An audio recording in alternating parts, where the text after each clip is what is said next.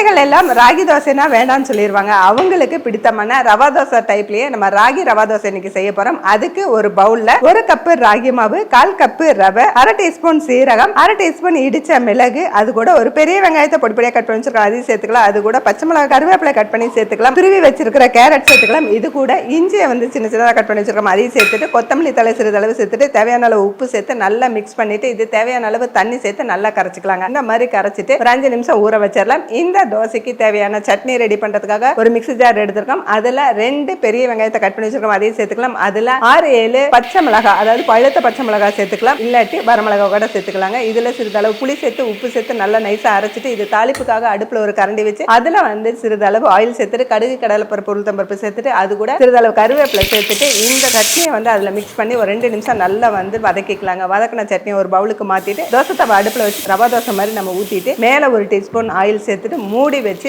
Medium ஃப்ளேம்ல வச்சு நம்ம வேக வைக்கணுங்க. ஒரு 5 நிமிஷம் நல்லா வெந்ததுக்கு அப்புறம் நல்லா கிறிஸ்பியானதுக்கு அப்புறம் மடிச்சு எடுத்து இந்த சட்னியோட தொட்டு கொடுத்து பாருங்க. உங்க குழந்தைங்க கூட விரும்பி சாப்பிடுவாங்க. இந்த வீடியோ பிடிச்சிருந்தா லைக் பண்ணுங்க, ஃபுட்டி தமிழை ஃபாலோ பண்ணுங்க.